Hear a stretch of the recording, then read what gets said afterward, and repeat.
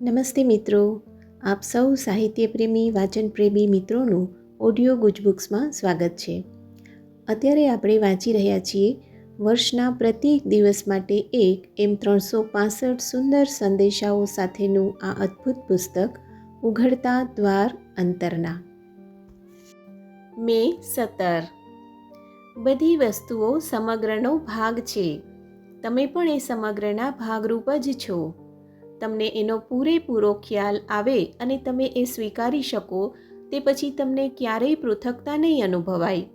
તમે કદી એ સમગ્રતાથી તમારી જાતને અળગી નહીં પાડી શકો, કારણ કે એ રીતે જીવવું, એને અમલમાં મૂકવું, તે જ એને જીવનશક્તિ અને વાસ્તવતા આપે છે. તમે જે બધું શીખ્યા છો તેને અમલમાં મૂકવાની, તે પ્રમાણે જીવવાની અત્યારથી જ શરૂઆત કરી દો. આ બધા પાઠ તમારી પાસે તથ્ય વિનાના ઠાલા શબ્દો બની રહે એવું ન થવા દેતા. એક બીજને જમીનમાં નાખી એને યોગ્ય વાતાવરણ આપવામાં ન આવે ત્યાં સુધી તે ઉગી શકે નહીં.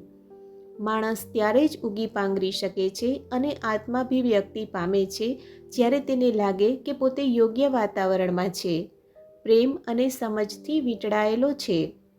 એવી પરિસ્થિતિઓમાં પછી ઘટનાઓ બનવા માંડે છે. પરિવર્તનો ઘણી ઝડપથી આવે છે.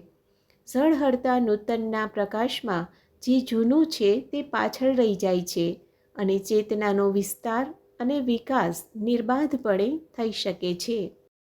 આપનો આજનો દિવસ શુભ રહે.